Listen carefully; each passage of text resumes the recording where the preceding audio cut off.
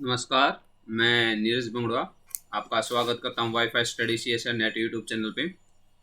तो आज का जो हमारा टॉपिक है वो फुल ईएमटी रिवीजन है। ईएमटी भाई मैंने इससे पहले भी ईएमटी के बारे में कुछ वीडियो बनाए हैं, अगर आप लोगों ने देखे होंगे तो पुराने वीडियो बना रहे। ईएमटी अभ्यास के नाम से भी है, ठीक है। तो आज हम बात करेंगे फुल ईएमटी रिवीजन की, मतलब जो आपका ईएमटी का पूरा टॉपिक है, पूरा चैप्टर है। जैसे एग्जाम अभी नज़दीक आ गया है तो हमें ये भी पता नहीं भाई डेट कब तक अनाउंस कर देंगे। जैसे हम बात करें अगर हम, तो क्या कहते हैं, जो एनटीए ने फॉर्म रीओपन किए आपके। तो हमें एग्जैक्टली पता नहीं है अभी एग्ज़ाम आपका कब हो जाए।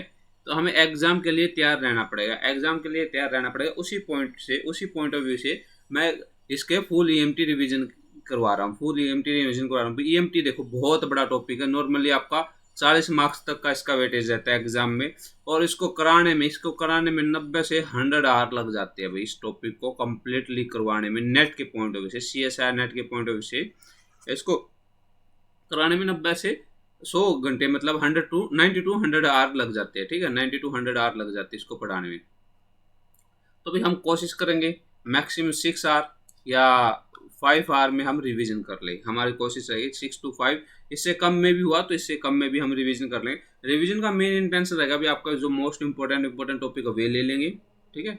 मोस्ट इंपॉर्टेंट आपका फार्मूला लेंगे, ठीक है। एटलीस्ट आप फार्मूले पढ़ोगे तो बहुत सारे क्वेश्चन आते हैं, जो डायरेक्ट क्वेश्चन आ जाते हैं आपके पेपर में, जो डायरेक्ट क्वेश्चन होते हैं पेपर में, और वो एज इट इज आ जाते हैं। बहुत सारे ऐसे आपने देखा होगा, जैसे कभी कभार पोटेंशियल पूछ लेते डाइपोल का, दैट इज 1/r स्क्वायर। ये पूछा है अभी, बहुत बार पूछा, डाइपोल का पूछा, क्वाड्रपोल का पूछा, दैट इज 1/r क्यूब।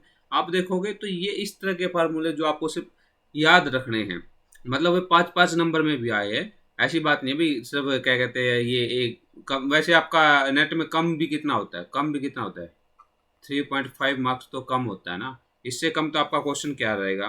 तो 5 मार्क्स में भी आए हुए हैं भाई, 5 मार्क्स में भी आपके क्वेश्चन आते हैं। तो हमारा जो मेन कंसर्न रहेगा आपको इंपॉर्टेंट फार्मूले करवा दे। और जितने भी आपके फार्मूले हैं, जहाँ कंसेप्ट की रिक्वायरमेंट है वो कंसेप्ट भी बता देंगे आपको, ब्रीफ सा कर देंगे। ज़्यादा डिटेल में देखो भाई, डिटेल में जाने के लिए तो हमें 100 आवर चाहिए ना। डिटेल में जाने के लिए तो हमें 100 आवर चाहिए। हमारी जो कोशिश रहेगी वो कम से कम घंटों में आपको इस लायक बना दिया जाए भाई, एटलीस्ट आप पूरी एमटी को ना छोड़े किसी भी कीमत पे।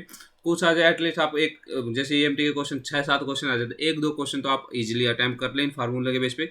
कभी कभार आपका लक अगर अच्छा, अगर उसमें केस है भाई, देखो आप ऐसे बनते हैं, ऐसी बात नहीं है भी नहीं बनते। और ईएमटी की मैं प्रैक्टिस तो करवा ही रहा हूँ, ईएमटी की मैं प्रैक्टिस करवा रहा हूँ, तो वहाँ से आप करोगे तो 3 से 4 क्वेश्चन बनने के आपके चांसेस रहेंगे। आप ये फार्मूले याद करोगे और वो वहाँ से क्वेश्चन करोगे, 3 से 4 क्वेश्चन आपके बनने के चांसेस रहेंगे। तो हमारा मेन कंसर्न अभी आपका जेआरएफ क्वालिफाई करवाना, हमारा मेन कंसर्न आपका जेआरएफ क्वालिफाई करना। तो अगेन, दिस इज नीरज बंगड़ुआ and welcome to wifi study CSI net YouTube channel. ये भी अपना चैनल है, जो ये आपको लोगो दिखाई दे रहा है, ये अपना चैनल है भाई, ठीक है। तो इसको सब्सक्राइब कर लेना और अपने ज़्यादा से ज़्यादा जितने भी आपके दोस्त हैं उन सभी में शेयर कर देना इसको, इस वीडियो को भी जरूर शेयर करना। तो अभी हम बात कर रहे थे, जैसे एनटीए ने आपका फॉर्म रीओपन किया है, ठीक है। एनटीए ने आपका फॉर्म रीओपन कर दिया अभी। तो रीओपन की डेट तो मैं पहले भी बता चुका हूँ, फिर भी अभी भी बता देता हूँ। 22 से स्टार्ट हो चुके हैं और 10 तक लास्ट डेट है। फिर करेक्शन का टाइम देंगे 11 सितंबर से 17 सितंबर तक करेक्शन का टाइम देंगे। अगर आपने कोई मिस्टेक की है रिगार्डिंग सेंटर होगी या अनदर कोई मिस्टेक होगी तो उसके रिगार्डिंग आपको टाइम मिल जाएगा, आप कर लीजिए, करेक्शन कर लीजिए, ठीक है। तो जब भी एग्ज़ाम आपके फॉर्म रीओपन किए तो एग्ज़ाम भी अभी होने वाला है। और आपको पता होगा यूजीसी एग्ज़ाम के, हर तरह के एग्ज़ाम के लेने के मूड में है, ठीक है। यूजीसी हो गया, अब यूजीसी एफिलेटेड आपका एनटीए है। एनटीए भी एक वो है, टेस्टिंग एजेंसी है, ठीक है। वो भी आपका एग्ज़ाम लेने के पूरे मूड में। अभी जी के लिए भी अनाउंस कर दिया, नीट के लिए भी अनाउंस कर दिया और यूजीसी नेट के लिए भी अनाउंस कर दिया। तो होपफुली आपका CSIR का भी हो जाएगा। हम CSIR का या तो अक्टूबर में होगा, अक्टूबर में, नवंबर में होगा, या दिसंबर में तो आपका फाइनली है अभी। दिसंबर तक तो होपफुली कोई ना कोई वैक्सीन भी आ जाएगी, तो दिसंबर में तो आपका एग्ज़ाम फाइनली होगा ही होगा, ठीक है। तो हम अपने आप को गेट रेडी रखेंगे, मतलब एग्ज़ाम के लिए भी कभी हो जाए हमें अपने आप को प्रिपेयर करना पड़ेगा। भी प्रिपरेशन कैसे होती है एग्ज़ाम की प्रिपरेशन कैसे होगी, जब तक आपका सिलेबस कवर नहीं होगा तो एग्ज़ाम कैसे प्रिपेयर करोगे। तो मतलब आप सिलेबस ज़रूरी है भी कवर करना। सिलेबस के बाद भी एग्ज़ाम क्वालिफाई करने के लिए रिवीजन लगती है, रिवीजन आपको करनी पड़ेगी, ठीक है। तो इन सब चीज़ों के लिए, इन चीज़ों सब चीज़ों के मतलब इतनी प्रॉब्लम, इन सब का वन स्टॉप सॉल्यूशन है हमारे पास, that is called Unacademy. उसको हम क्या बोलेंगे? Unacademy. तो अन अकेडमी का ऐप डाउनलोड कीजिए। कहाँ से? प्ले स्टोर से ऐप डाउनलोड कर लेना। अन अकेडमी लर्निंग ऐप, दो ऐप होते हैं, एक एजुकेटर होता है, एक लर्निंग होता है। आपको लर्निंग ऐप डाउनलोड करना, अन अकेडमी लर्निंग ऐप, इसको इंस्टॉल करना है और सिलेक्ट योर गोल आएगा, that is CSIR UGC net, आपको सिलेक्ट करना है। ठीक है, जैसे आप सिलेक्ट करोगे तो प्लस सब्सक्रिप्शन लेना भाई आपको अन अकेडमी से। अन अकेडमी से प्लस सब्सक्रिप्शन पे जाए, 1 मंथ 3 मंथ गेस्ट सब्सक्रिप्शन लिखा होगा, 1 month 3 month 6 month 12 month 24 month. तो आई सजेस्ट 12 मंथ का लीजिए। 963 पर मंथ बता रखा है, 11,550 रुपये का पड़ेगा भाई आपको। ये 11,550 को मैं थोड़ा कम करवा देता हूँ, ये NRJ10 कोड यहाँ यूज कर लेना। ठीक है भाई, NRJ10 कोड आप यहाँ यूज करोगे, NRJ10 कोड यहाँ यूज करोगे, देखो आपका ये इंस्टेंट 10% डिस्काउंट मिल गया और ये अमाउंट आपका कम हो गया, 10,395 हो गया। तो मैं राउंड ऑफ बात करूँ, भाई, राउंड ऑफ बात करूँ तो कितना हुआ? 10,000 हुआ 12 महीनों के लिए। आप किसकी प्रिपेयर करोगे? CSIR के लिए भी प्रिपेयर करोगे, गेट के लिए भी प्रिपेयर करोगे, जिसके फॉर्म अभी सितंबर में शुरू हो जाएंगे, जेस्ट के लिए भी प्रिपेयर करोगे, TIFR के लिए भी प्रिपेयर करोगे, BARC के लिए भी प्रिपेयर करोगे और ऑल PhD एंट्रेंस के लिए भी प्रिपेयर करोगे। जितने भी PhD एंट्रेंस है या PhD इंटरव्यू हो गए या कहीं असिस्टेंट प्रोफेसर की वैकेंसी निकली हुई है, सिलेबस तो आप सब जगह यही आता है ना भाई, सिलेबस तो आपका सब जगह यही सिलेबस आता है। तो मतलब एक एग्जाम, एक बार प्रिपरेशन करने से आपके इतने सारे एग्जाम की प्रिपरेशन हो जाएगी। और आप सिर्फ फेलोशिप की बात करें, जॉब की तो रहने देते हैं, अगर हम फेलोशिप की बात करें तो फेलोशिप की हम बात कर लेते हैं। तो फेलोशिप भी आपको कितनी मिलेगी? फेलोशिप आपको मिलेगी 31,000 पर मंथ। मतलब जो आपका पैसा है वो आपको 10 दिन में वापस आ जाएगा। इससे अच्छी अपॉर्चुनिटी तो और क्या होगी भाई, इससे अच्छी अपॉर्चुनिटी तो क्या होगी। और आप अनदर किसी प्लेटफॉर्म पे जाओगे, वहाँ आपके 30,000 लेंगे, फैकल्टी सिंगल बंदा पढ़ा रहा है, 2 बंदे पढ़ा रहे, 3 बंदे पढ़ा रहे। अन अकेडमी पे तो आपके नंबर ऑफ एजुकेटर ना भाई। ऐसा भी नहीं आप मेरा कोड यूज कर सकते, मेरे वीडियो देख सकते हो, जिसकी भी आपको वीडियो देखनी है उसकी वीडियो देखिए। ठीक है, जिसकी भी आपको वीडियो देखनी है उसकी वीडियो देखिए, अनलिमिटेड एक्सेस मिलेगा। बेसिकली कहने का मतलब ये है। फायदे क्या होंगे भाई आपके, फोन की बात बाद में करते हैं, एक बार पेमेंट बता देते हैं। डेबिट से कर दो, आप UPI से कर दो, वॉलेट से कर दो, नेट बैंकिंग से कर दो, और EMI से भी पेमेंट कर सकते हो भैया। मान लो एक बार पैसा नहीं है, आप बार बार करके, यानी एक बार 2 बार 3 बार 4 बार जितनी आप EMI बनवाओगे बनवा लेना, और नो कॉस्ट EMI, मतलब पैसा नहीं लगेगा। बेनिफिट क्या रहेंगे भाई? Multiple course in single subscription, unlimited access मिलेगा, जितनी भी फैकल्टी आपकी CSIR नेट में, आपको सभी का एक्सेस मिल जाएगा। डाउट सेशन होंगे सभी के, PDF मिलेगा सभी का, डायरेक्ट इंटरेक्शन होगा मुझसे भी और बाकी फैकल्टी से भी, प्रीवियस क्वेश्चन करवाए जाएंगे, एक्सपेक्टेड क्वेश्चन करवाए जाएंगे, क्विज रखा जाएगा, होमवर्क होगा। ये सारे फायदे भाई, ये सारे फायदे आपको किस में? जब आप अन अकेडमी से प्लस सब्सक्रिप्शन लोगे। ये 10% इंस्टेंट ऑफ के लिए आपको कोड यूज करना है, NRJ10, ये वाला कोड यूज करना भाई, मेरा कोड है, आप इसको यूज कर लेना भाई। ये प्लस में मेरी क्लासेस स्टार्ट हो चुकी है, 2 क्लास हो चुकी है। एक आज 7 बजे आप आ सकते हो, बशर्ते आपने प्लस सब्सक्रिप्शन लेना पड़ेगा। आप नोट करोगे तो हर थर्ड डे एक डाउट सेशन है, वेरी रिकॉर्डेड है। ऐसा नहीं है भी आप पीछे रह जाओगे, आपको वो नहीं मिलेगा।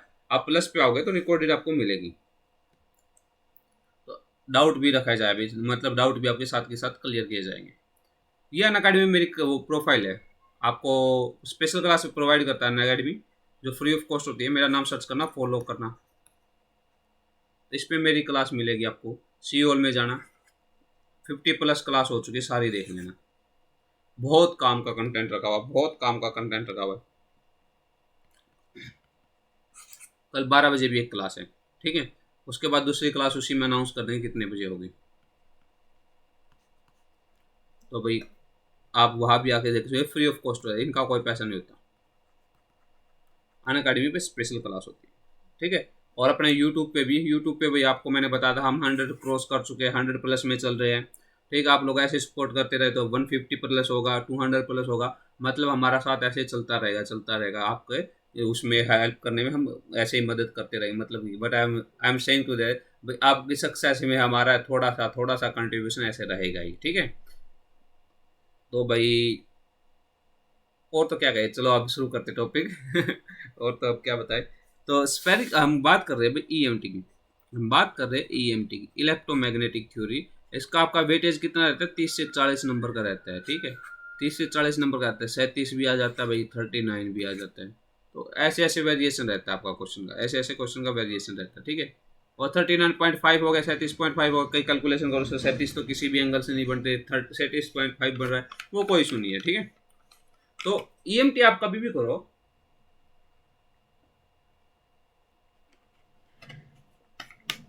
ईएमटी आप कभी भी करो, आपको सबसे पहले एक काम तो करना पड़ेगा, दैट इज मैथमेटिकल पार्ट।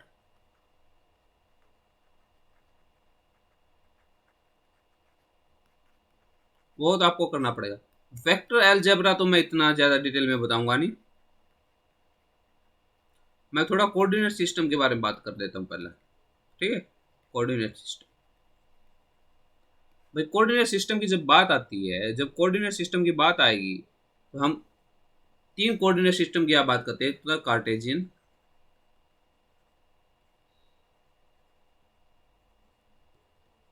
ठीक, कार्टेजियन कोऑर्डिनेट सिस्टम।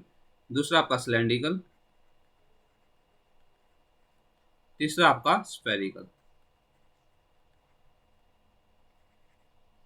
यहाँ पर कोऑर्डिनेट सिस्टम लिखना है, लिख लो।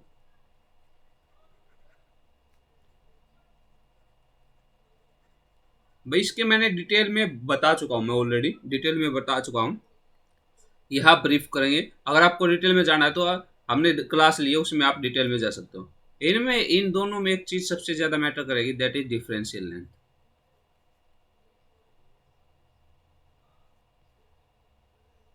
ठीक है। और डिफरेंशियल लेंथ से हम क्या निकालेंगे, डिफरेंशियल एरिया निकालेंगे। और डिफरेंशियल लेंथ से हम क्या निकालेंगे, डिफरेंशियल वॉल्यूम निकालेंगे। तो आपकी सबसे इंपॉर्टेंट क्वांटिटी ये है, डिफरेंशियल लेंथ, ठीक है। तो भाई वैसे हम कार्टेशियन की अगर मैं बात करूं, कार्टेशियन कोऑर्डिनेट की मैं बात करूं,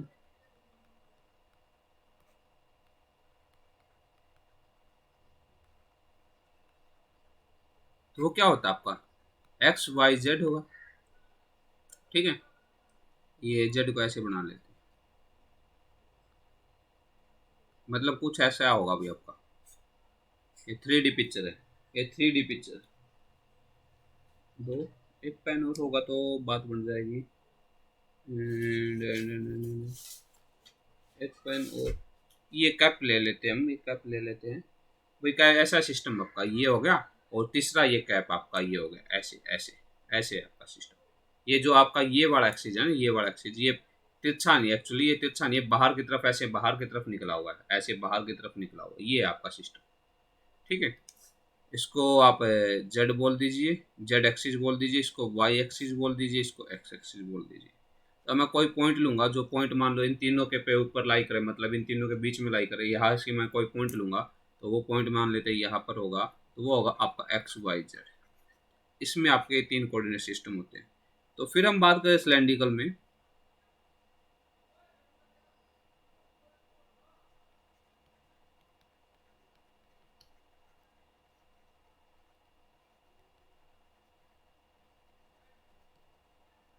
इसमें आपका सिलेंड्रिकल में क्या है, एक एक्स्ट्रा चीज आ जाएगी, दैट इज एक एंगल आ जाएगा यहाँ पर, ये एंगल, और एक रेडियस आ जाएगी, और जेड आपका ऐसे रहेगा। तो ये हो जाएगा आपका रो थीटा जेड।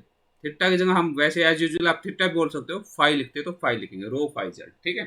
ये आपका सिलेंड्रिकल कोऑर्डिनेट, ये एंगल आपका फाई हो जाएगा। तो आपका जो सिलेंडर कुछ ऐसा, अभी थोड़ा और ब्रीफ कर दूंगा मैं, इस वैसे अभी कोऑर्डिनेट लिखवा रहा हूँ। और स्फेरिकल में आपका क्या रहेगा, अगर हम बात करें स्फेरिकल कोऑर्डिनेट सिस्टम की,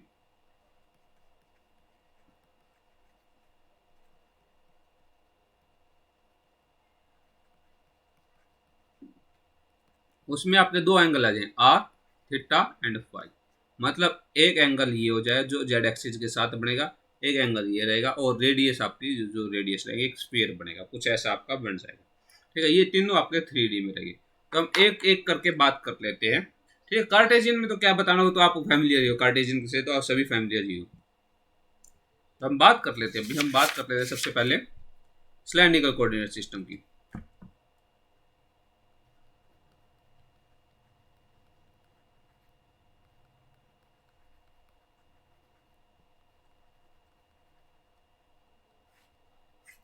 भाई ऐसे ऐसे लीजिए, ऐसे लीजिए, ये आपका एक्स, ये आपका वाई है, ये आपका एक्स है, ये जेड है, ठीक है। इसको बना लीजिए यहाँ पर ऐसे।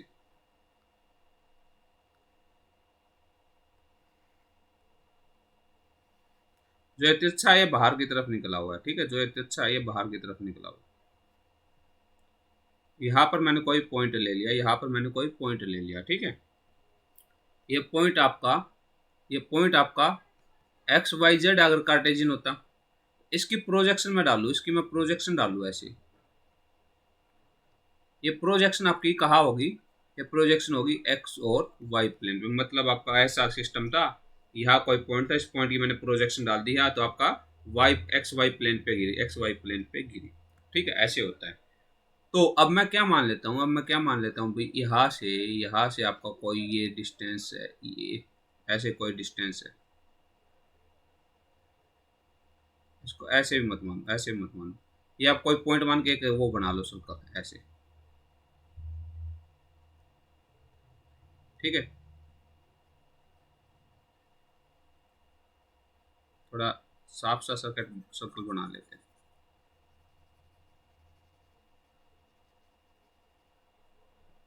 यहाँ कोई सेंटर लेके एक सर्कल बना लो ऐसे। इस सर्कल की जो ये रेडियस है, ये रेडियस, ये रेडियस, इसको मैंने रो बोल दिया। यहाँ पर अभी रो बोलते इसको। इसकी मैं प्रोजेक्शन डालूँ तो रो की प्रोजेक्शन यहाँ आएगी। ये पॉइंट, इसको ये वाला मैंने, ये भी मैंने क्या बोल दिया, रो बोल दिया। अब भाई एक पॉइंट यहाँ बोल देते हैं, इसको भी मैंने रो बोल दिया। रो से अब यहाँ पर रो है तो इसको ऐसे लेके चले जाओ, इसको ऐसे लेके चले जाओ,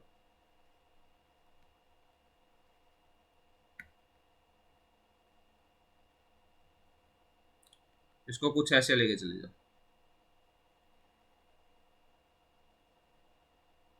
ठीक है। ये एंगल आपका फाई रहेगा। भाई मैंने ज़्यादा डिटेल में बता रहा, अब तो मैं ऊपर ऊपर से बता रहा हूँ, ज़्यादा डिटेल में मैंने वीडियो पहले बनाया गया, ये एंगल फाई रहेगा। तो अब हम बात करेंगे एक्स वाई आपके कोऑर्डिनेट में रहेगी। ये आपका यहाँ पर रो था, यहाँ पर एंगल फाई और रो फाई हो गया, यहाँ पर एंगल फाई हो गया। अब एक हाइट भी है, ये आपका प्रोजेक्शन है, ये एक हाइट भी होगी, ये हाइट आपकी जेड है, तो ये एंगल हो जाएगा आपका, ये पॉइंट हो जाएगा आपका, ये वाला पॉइंट, ये पॉइंट हो जाएगा रो फाई जेड हो जाएगा। अब इसी के रिस्पेक्ट में आप ऐसे ऐसे ऐसे करते रहोगे तो आपका एक सिलेंडर बन जाए, इसी के रिस्पेक्ट में आप ऐसे करते रहोगे तो आपका एक सिलेंडर बन जाए। तो कहने का मतलब क्या, ये आपका एक्स एक्सिस है, ये वाई एक्सिस है, ये हाइट जेड है, ये आपका जेड एक्सिस है। तो रो किसके, एक्स किसके इक्वल हो जाए भाई, एक्स किसके इक्वल हो जाए, ये आपका रो है, ये एंगल फाई है, तो एक्स किसके इक्वल हो गया, rho cos of phi. Y किसके इक्वल हो गया, रो साइन ऑफ फाई। अब भाई देखो, ये आपका ये इक्वल है, ये आपके इसके इक्वल है, ये इसके इक्वल है, तो ये वाला डिस्टेंस इस डिस्टेंस के इक्वल होगा, तो जेड आपका जेड के इक्वल रहेगा। भाई पूरी डिटेल मैंने वीडियो में बना रखी है, आप लोग देख लेना, ये पूरी डिटेल मैंने वीडियो में बना रखी है, आप लोग देख लेना। अब रेंज की बात करें, अब रेंज की बात करें, ये किस रेंज से किस रेंज के बीच में लाई करेगा। अब रेंज आपकी किस किस की बात करेंगे, हम एक्स वाई जेड की तो बात नहीं करेंगे, हम बात करेंगे रो की, हम बात करेंगे रो की, हम बात करेंगे फाई की, हम बात करेंगे जेड की। अब भाई रो है आपका, जो रो है वो एक रेडियस है, रेडियस आपका इनफाइनाइट प्लेन, जो रेडियस आपकी कहाँ लाई करेगी, जीरो सेंटर से लाई करेगी, सेंटर से किसी पॉइंट पे करेगी, मतलब जीरो से क्या हो सकती है, इनफाइनाइट हो सकती है रेडियस, रेडियस आपकी रहेगी जीरो टू इनफाइनाइट। दूसरा भाई फाई एंगल, आपका एंगल, ये एंगल ऐसे रोटेशन पे पूरा जाएगा, ऐसे रोटेशन पे पूरा जाएगा, मतलब 2 पाई का एंगल होगा, एंगल की वो हो जाएगी आपकी जीरो से 2 पाई। जेड आपका माइनस इनफाइनेट से इनफाइनेट हो जाएगा, ये आपकी रेंज रहेगी, ये इसके पूरे सिस्टम की रेंज रहेगी। अब डिफरेंशियल लेंथ की यह बात आती है भाई, डिफरेंशियल लेंथ की यह बात आती है। ओके, एक छोटी सी बात और, एक छोटी सी बात और, जैसे आपका रो इस डायरेक्शन में बढ़ रहा है तो इसका यूनिट वेक्टर, इसका यूनिट वेक्टर जिस डायरेक्शन में आपका कोऑर्डिनेट बढ़ रहा होता है, जिस डायरेक्शन में आपका कोऑर्डिनेट बढ़ रहा होता है उसी डायरेक्शन में उसका यूनिट वेक्टर होता है। रो इस डायरेक्शन में बढ़ रहा है तो उसका कोऑर्डिनेट ये हो गया। फाई आपका इस डायरेक्शन में बढ़ रहा है तो उसका कोऑर्डिनेट आपका कुछ ऐसा हो जाएगा, ठीक है। और आपका जेड इस डायरेक्शन में बढ़ा तो उसका कोऑर्डिनेट आपका कुछ ऐसा हो जाएगा, मतलब ये आपका ये हो गया आपका जेड कैप, ये हो गया आपका फाई कैप, और ये हो गया आपका रो कैप। ये यूनिट वेक्टर जो डायरेक्शन बताते हैं, ये यूनिट वेक्टर जो डायरेक्शन बताते हैं। तो डी एल आपका क्या है, डी एल आपका क्या स्मॉल लेंथ है, डी एल आपका क्या है भाई स्मॉल लेंथ है। लेंथ कैसे बनेगी भाई बता दीजिए, डी एल आपका क्या है स्मॉल लेंथ है, लेंथ कैसे बनेगी, एक तो डी रो होगा भाई डेफिनेटली, रो कैप हो गया। दूसरा एंगल, दूसरा कोऑर्डिनेट क्या आपका फाई है, फाई तो एक एंगल, अभी एंगल के कारण एक कर्व बनी है, देखो ये आपका मान लेते हैं हम, ये मान लेते हैं ये आपका रो है, ये डी रो बड़ा है, तो एंगल भी कोई ना कोई थोड़ा एंगल तो बड़ा ही होगा, तो ये बड़ा ये बड़ा ये बड़ा रो डी फाई आपका एक लेंथ हो जाएगी, रो डी फाई आपकी एक लेंथ हो जाएगी, ये हो जाएगा रो डी फाई, एंड ये हो जाएगा आपका फाई, फाई आपकी यूनिट वेक्टर, एंड जेड का डी जेड हो जाएगा, और जेड आपका यूनिट वेक्टर हो जाएगा। ये आपका वो होता है भाई डी वो क्या कहते हैं डिफरेंशियल लेंथ। ये बड़ा इंपॉर्टेंट क्वांटिटी है, ये बड़ी इंपॉर्टेंट क्वांटिटी है, ये आपको याद रखनी पड़ेगी, ये आपको याद रखनी पड़ेगी। वैसे मैंने समझा भी रखा है डिटेल में, मैंने समझा भी रखा, अगर आपके पास टाइम है तो आप वो वीडियो देख सकते हो, आपको वहाँ से आराम से समझ में आ जाएगा। तो मैंने फिर क्या कहा था अभी उस वीडियो में, मैंने आपको डिटेल में बताया था, अगर इन दोनों का, अगर मैं इन दोनों का कारण एरिया निकालूँ तो डी ए मैं निकालूँ, डी ए मैं निकालूँ रो का और फाई का, डी ए मैं निकालूँ रो और फाई का, तो वो क्या हो जाए rho D rho and D phi, ये हो जाए। और डायरेक्शन किसके रिस्पेक्ट में होगी, तीसरे के रिस्पेक्ट में होगी, मतलब डायरेक्शन बाहर वाले की तरफ से रहेगी, मतलब डायरेक्शन आपकी बाहर वाले की तरफ से रहेगी। अब इन दोनों का मैं निकाल लूँ, इन दोनों का निकाल लूँ, मतलब डी ए ये हो जाएगा फाई और जेड हो जाएगा, मतलब वो हो जाएगा rho D phi D Z, direction तीसरे वाले के रिस्पेक्ट में हो जाएगी, मतलब रो के रिस्पेक्ट में हो जाएगी। इसी तरह मैं पहले और तीसरे के बीच में निकाल दूँ तो डी ए आपका रो एंड जेड हो जाएगा आपका d rho and d Z, direction हो जाएगी आपकी फाई में। ये आपका भाई ये आपका क्या है, ये क्या है डिफरेंशियल एरिया, ये क्या है आपका डिफरेंशियल एरिया। ठीक है भाई, डिटेल में देखना, बार बार कह रहा हूँ डिटेल में देखना, बड़ा डिटेल में अच्छे से एक्सप्लेन कर रखा है, पुराने वीडियो आप देख लेना, cylindrical coordinate, Cartesian coordinate, cylindrical coordinate, spherical coordinate सब बता रखा है, डेल ऑपरेटर भी बता रखा है, आपका ग्रेडियंट, डाइवर्जेंस, कर्ल और लैप्लास सब में, इसको बोलेंगे differential area,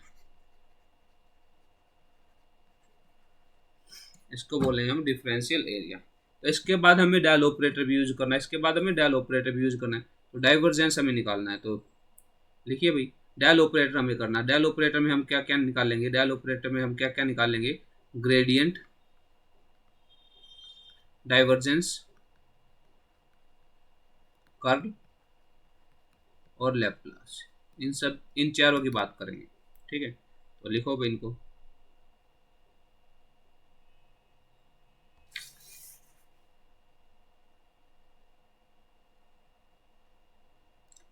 dial of we, we हमने कोई भी एक वो ले लिया, ठीक है ये हो जाएगा, ये ग्रेडियंट होता है भाई, ये ग्रेडियंट होता है, जिनको नहीं पता करली we by curly row, and रो आपका यूनिट वेक्टर, प्लस में curly we by curly phi, and phi आपका unit vector, and curly we by curly Z, Z आपका यूनिट वेक्टर। अब भाई बात करें डाइवर्जेंस की, डेल डॉट वी लिखते हैं डाइवर्जेंस को, डेल डॉट वी आपका हो जाएगा जो क्वांटिटी आपके आगे वो यहाँ आ जाए, one by rho curly row, one by rho curly row, and rho curly we rho, plus में one by rho curly we phi divide by curly phi, and curly V Z divide by curly z, ये हो जाएगा भाई। Curl की बात करें तो del cross we की वो हो जाएगा भाई, अगर नहीं दिखाई देगा, यहाँ नहीं दिखाई देगा शायद, ये हो जाएगा del cross V, del cross V आपका रहेगा वन बाय रो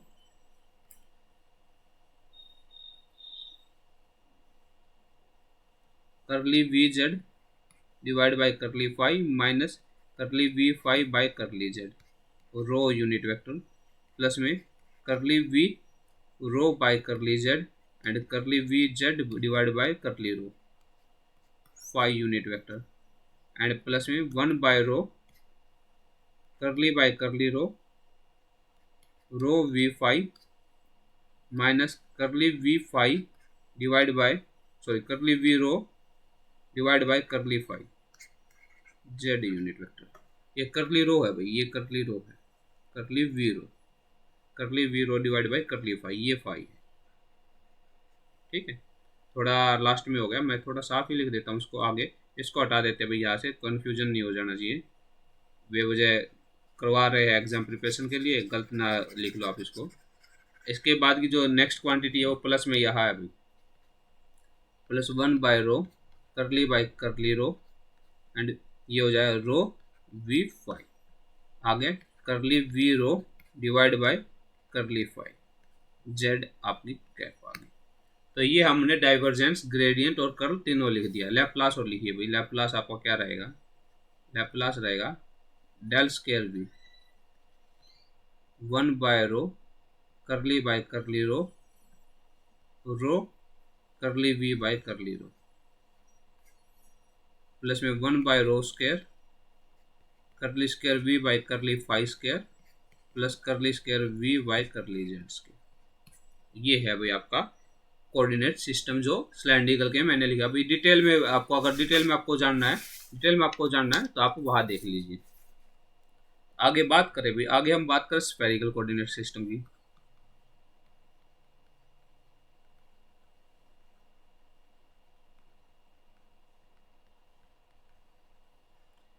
भाई इसको मैं समझाने लग जाऊंगा तो क्या कहते हैं, आपका काफ़ी टाइम लग जाएगा। आप इसमें बस ये जान लीजिए, जो स्फेरिकल कोऑर्डिनेट सिस्टम होता है वो आपका आर थीटा फाई पे डिपेंड करता है, ठीक है। एक्स आपका होता है r sine theta cos of phi, y होता है r sine theta sine of phi, z होता है आपका जेड होता है आर कॉस ऑफ थीटा, ठीक है। जेड होता है अभी आपका r cos of theta. Range की हम बात करें तो आर आपका लाई करेगा 0 टू इनफाइनाइट।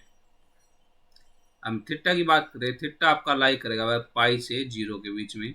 हम अगर बात करें भाई फाई की सेम रेंज रहेगी जो आपका उसमें है, सिलेंड्रिकल में फाई की आपकी सेम रेंज रहेगी, ठीक है। इसमें एक बात और रहेगी, अगर मुझे x निकालना तो x हो जाएगा मेरा एक्स स्क्वायर प्लस में वाई स्क्वायर, और आर मुझे निकालना तो, और फाई मेरा हो जाएगा tangent of inverse y by x. इसमें भी अगर आपको आर निकालना, आर हो जाएगा आपका एक्स स्क्वायर प्लस में वाई स्क्वायर प्लस में जेड स्क्वायर, ठीक है। थीटा आपका हो गया cos inverse z by r, और फाई आपका रहेगा वही tangent inverse y by x, ठीक है। ये एक चेंज हमने बता दिया भाई, अगर आपको एक कोऑर्डिनेट सिस्टम से दूसरे कोऑर्डिनेट सिस्टम में जाना हो तो फिर हम बात करें डिफरेंशियल लेंथ की।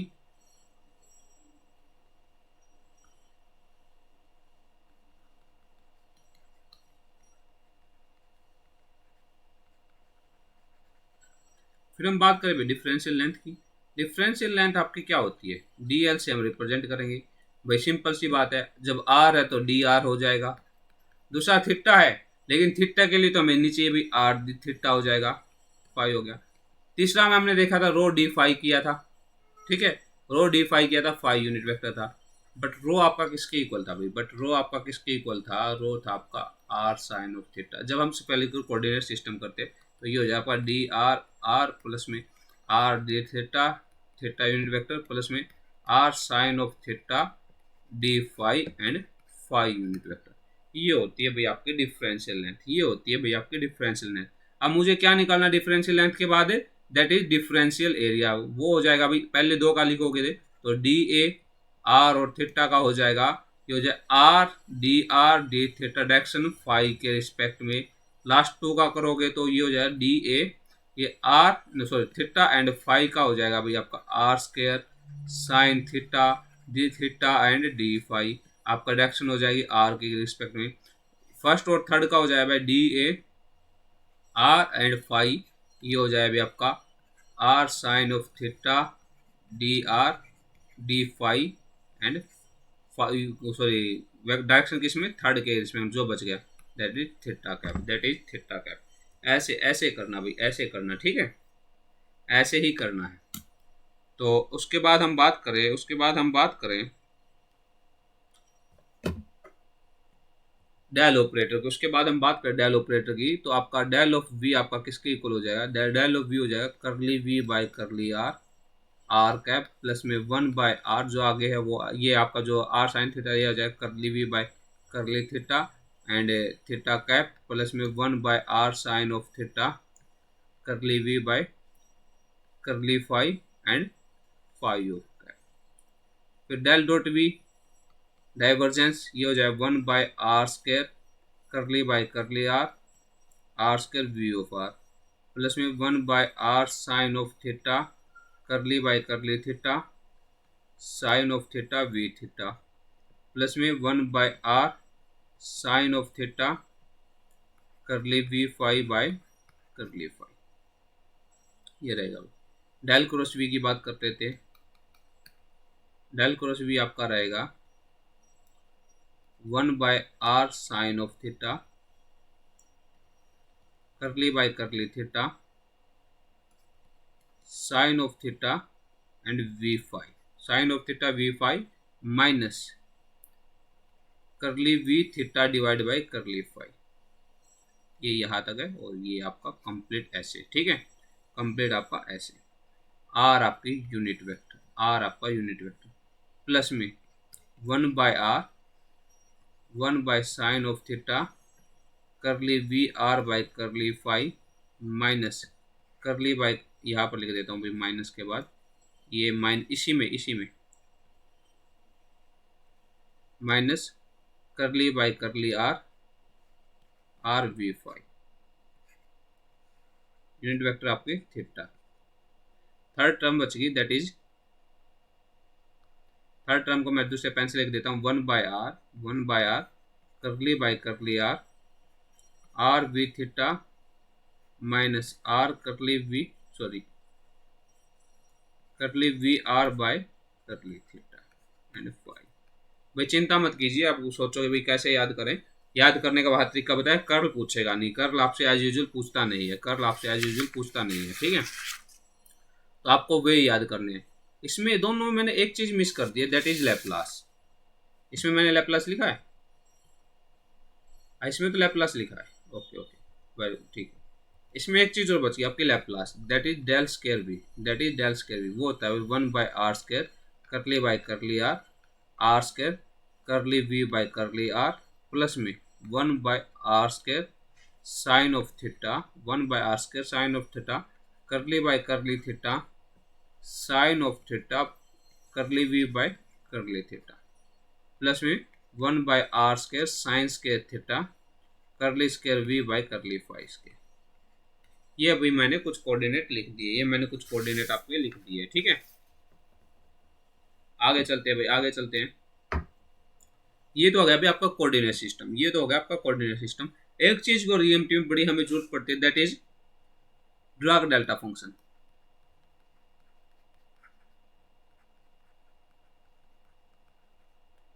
इसकी भी हमें ईएमटी में बहुत ज्यादा जरूरत पड़ती है भाई, डेस्परेटली जरूरत पड़ती है ड्रग डेल्टा फंक्शन में। क्या होता है ड्रग डेल्टा फंक्शन भी, डेल ऑफ एक्स आपका कोई फंक्शन है वो या तो जीरो होगा या इनफाइनाइट होगा। भाई जीरो कहा, इसको उल्टा लिख लेते हैं, या तो इनफाइनाइट होगा या जीरो है। भाई इनफाइनाइट कहा जब एक्स की वैल्यू जीरो है और एवरीवेयर, या अदरवाइज बाकी जितनी भी जगह बच गई वहाँ आपका क्या हो जाएगा, ये जीरो हो जाएगा, अदरवाइज हमने लिख दिया, ठीक है। मतलब कुछ आपका ऐसा फंक्शन रहेगा, ये है एक्स की वैल्यू जीरो है या मतलब यहाँ इनफाइनाइट बाकी सब जगह जीरो। अगर मैं ऐसे लिख दूँ डेल ऑफ एक्स माइनस ए तो ये आपका इनफाइनाइट रहेगा, जीरो रहेगा, जीरो कहाँ रहेगा एक्स की वैल्यू ए पे और अदरवाइज। अब मैंने क्या कर दिया, इसको उठा के यहाँ से उठा के यहाँ शिफ्ट कर दिया जहाँ एक्स की वैल्यू ए है, यहाँ एक्स की वैल्यू ए, ठीक है। तो ड्रग डालता तो आपका सेम ही रहेगा, प्रॉपर्टी थोड़ी चेंज होगी, समझे ना, ड्रग डालता तो सेम ही रहेगा, प्रॉपर्टी थोड़ी चेंज हो रही है, ड्रग डेल्टा आपका वैसा ही रहा। तो इसकी कुछ प्रॉपर्टी है ड्रग डेल्टा की, क्या प्रॉपर्टी है, आप इंटीग्रेशन कर रहे हो किसी फंक्शन का एफ ऑफ एक्स का del of x d x, ठीक है, तो क्या हो जाएगा अब भाई ये आपका, इसको मैं ऐसे लिख दूँ del of x minus zero d x, ये हो जाएगा आपका एफ ऑफ नोट एंड यहाँ पर हो जाएगा integration minus infinite to infinite del of x minus zero d x, ये आपका इंटीग्रेशन वन होता है। अगर इसी को मैं ऐसे लिखूँ f of x and del of x minus a d x, ये हो जाएगा अभी आपका एफ ऑफ ए इन्फिनिटी से infinity del of x minus a d x. ये एफ ऑफ नोट आ गया आंसर। तो ये आपका इंटीग्रेशन आपका इसका 1 हो जाए तो आंसर किसके इक्वल आ गया, एफ ऑफ ए के इक्वल आ गया। आंसर किसके इक्वल आ गया भाई आपका, एफ ऑफ ए के इक्वल आ गया। ये प्रॉपर्टी है भाई डेल ऑफ के एक्स, मतलब आपके एक्स के आगे कोई मल्टीप्लाई है तो क्या हो जाए, उस मल्टीप्लाई को बाहर निकालो मोड में, 1 बाय समथिंग आ जाए एंड डेल ऑफ एक्स आ जाए। 1 बाय आ जाएगा भाई, 1 बाय आ जाएगा, डेल ऑफ एक्स आ जाएगा। ठीक है, 1 by something and del of x ये आ जाएगा आपका। फिर उसके बाद हम बात करें कुछ आपको ऐसा दे रखा है, del of x minus a and x minus b, ऐसे करके दे दिया। और यहाँ इंटीग्रेशन में ले लेते एफ ऑफ एक्स ले लेते माइनस इन्फिनिटी से इन्फिनिटी। तो ये हो जाएगा आपका 1 बाय मोड में ए माइनस बी, मोड में, ठीक है, ए माइनस बी बाहर, इंटीग्रेशन में एफ ऑफ एक्स आपका and del of x minus A plus में del of x minus B.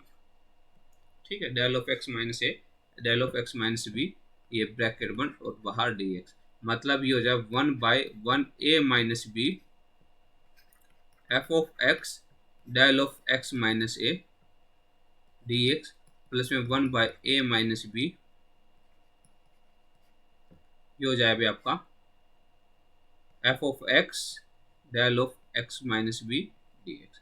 अगर ये इस रेंज में लाई करता है, तो ये हो जाए del of a minus b f of a plus में 1 by a minus b f of B.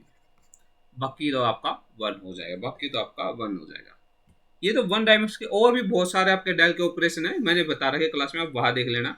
ये तो 1 डायमेंशन के केस थे। अगर मान लो आपका 3 डायमेंशन हो तो डिफरेंशिएशन ऑफ मुझे ये करना पड़ेगा भाई r into vector by r square. ठीक है, तो ये हो जाए अभी आपका 4 pi del of cube of r. ठीक है, ये आपका एक आंसर है। अभी ये डायरेक्टली पूछा जाता है, अगर x D by D x आपका डेल ऑफ एक्स होगा तो ये हो जाएगा अभी माइनस डेल ऑफ एक्स। ठीक है, या कुछ आपके डायराक डेल्टा के फंक्शन थे भाई, कुछ डायराक डेल्टा के फंक्शन थे जो मैंने आपको बता दिए। ये भी बहुत काम आएंगे भाई आपके, ठीक है।